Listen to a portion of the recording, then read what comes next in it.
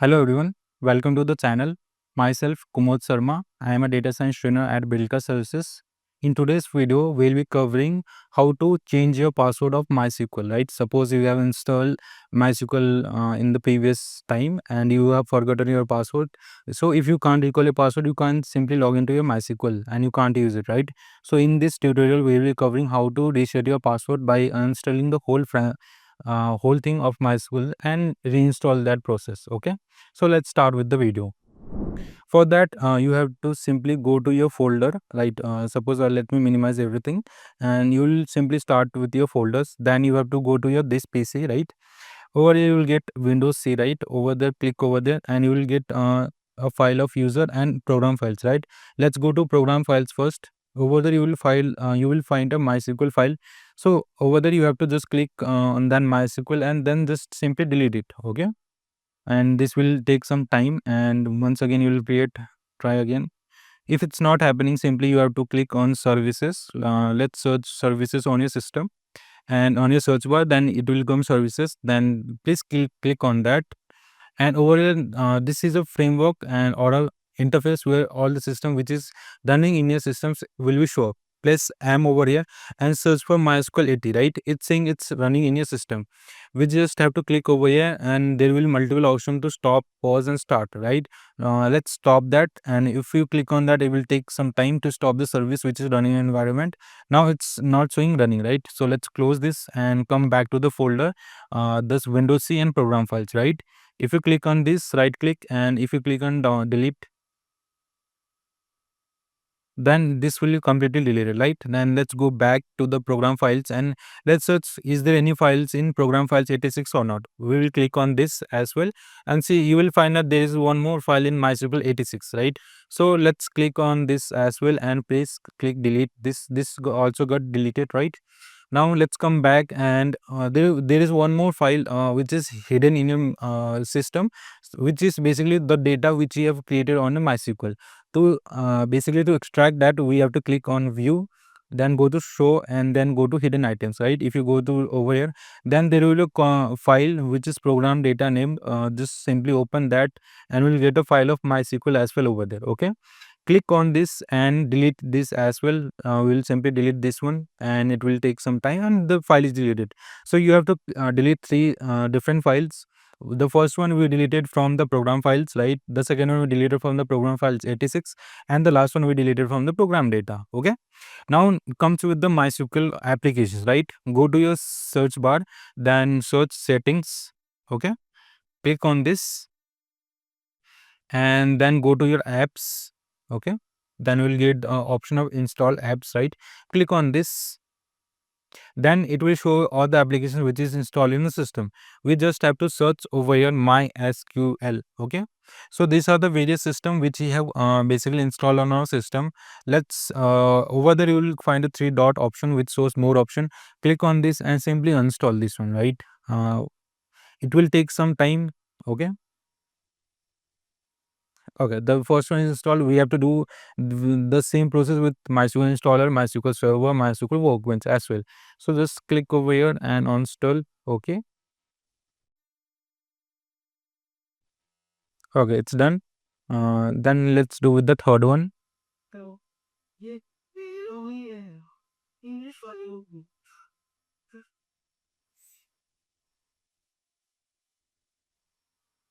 It's also done. So let's move the fourth and the last one. Basically, we'll just click on uninstall. Then it will simply install. Okay, now all the same things that we were required to install are completely removed. So now close this settings, then go to your Chrome tab and open a new Chrome tab. In that, now we have to install the whole package of MySQL installer. So for that, open a new tab and then go to MySQL. Okay, and search MySQL installer for Windows. Simply click enter, then multiple links will come up to your system, right?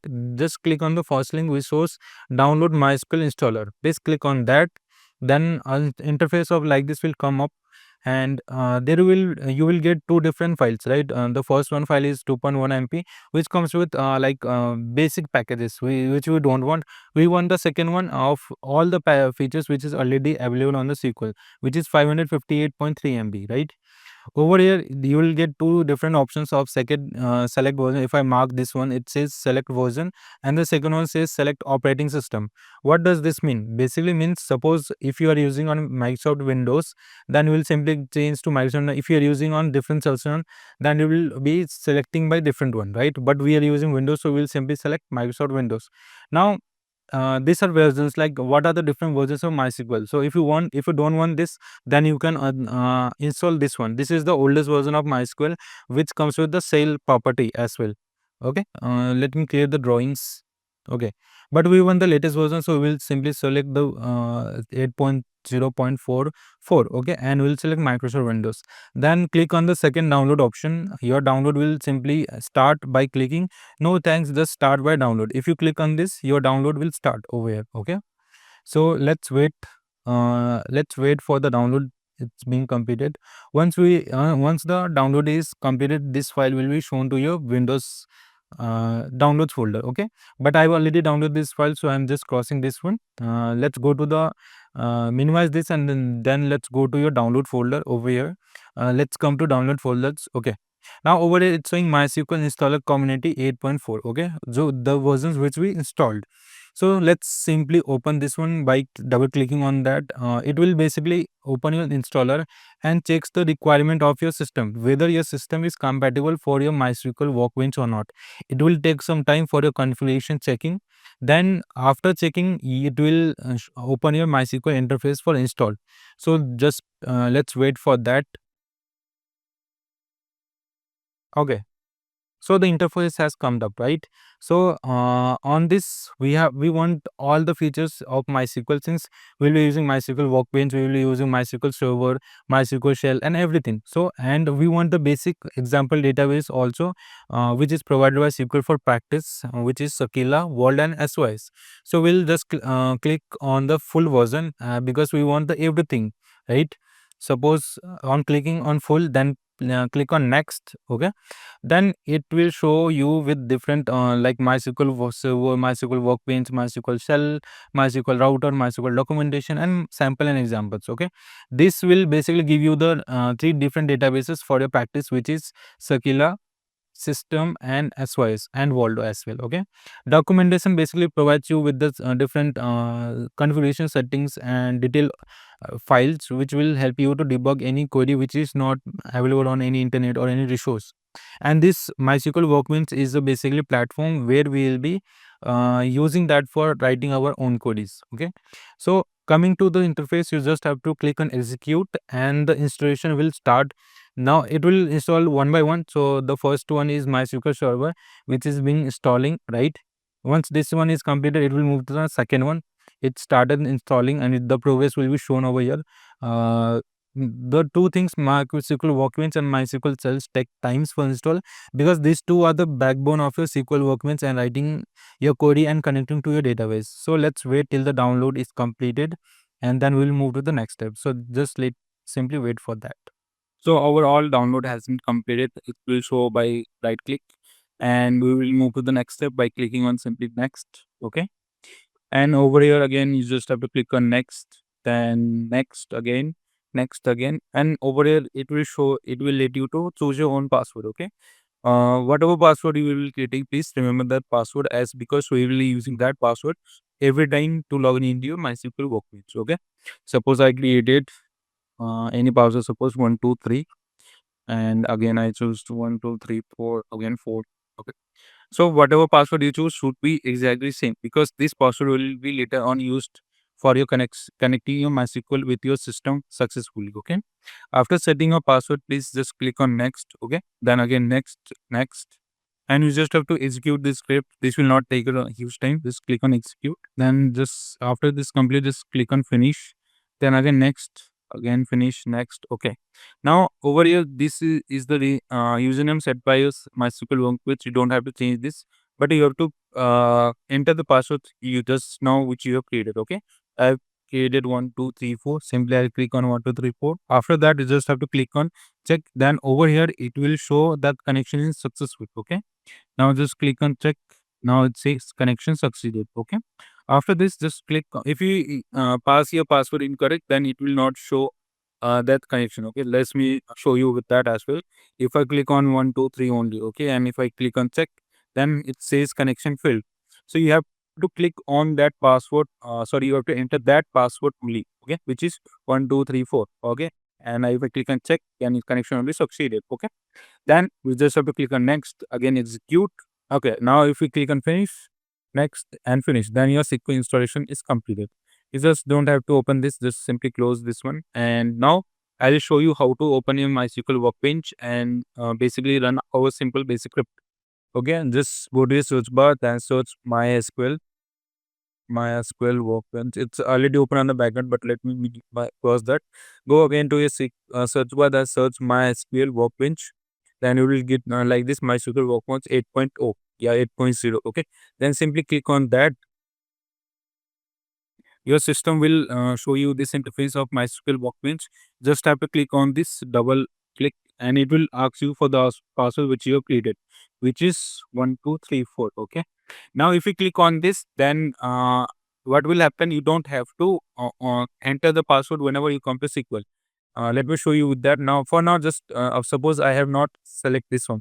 I press OK. MySQL will basically open. Okay. Now, suppose let me close this file.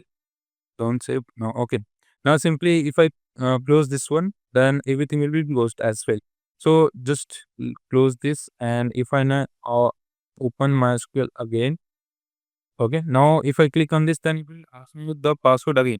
So now let me show you the difference. Now suppose if I click on this and press OK, then this will be, this time the password is set for temporary. Okay, now whenever I open SQL, we don't have to pass the end password. So how we'll do that? Just click on close, and then let me open MySQL again. Now if you, sorry, not MySQL shell, I have to open MySQL workbench. Okay, MySQL workbench, let me open that. Okay, now if I click on this, then you don't, the system will not ask you for the password, because we have saved that password for the whole time of the MySQL. Okay, now with the interface, this interface is basically called, if I highlight, this interface is basically called SQL query editor canvas. Okay, so whatever query you have to write, basically you have to write on this. Okay, now, suppose this addition, SQL addition is not necessary. So to minimize this tab, we just have to click on this. Okay, the third one, then this will be basically output. Okay, now let me show you how can we share any table. These three things are basically called your databases. I told you while the installation that MySQL gives some databases for a practice, which is Sakila as well as Vault. Let me show you with the Sakila. Whenever you want to use a database, just simply right click on that and set as default schema, right? And it will show you the tables present in that, which is actors address category.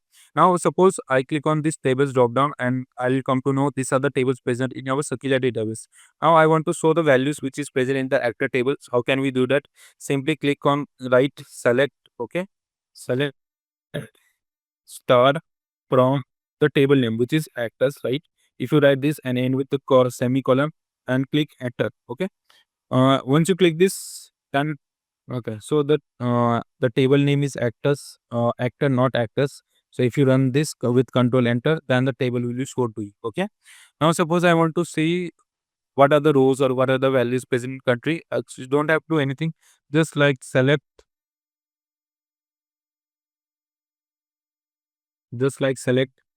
star from, you just have to write country. It will show you the best type, then semicolon, then control enter. It will show you the data of the country. Okay, so that's very simple.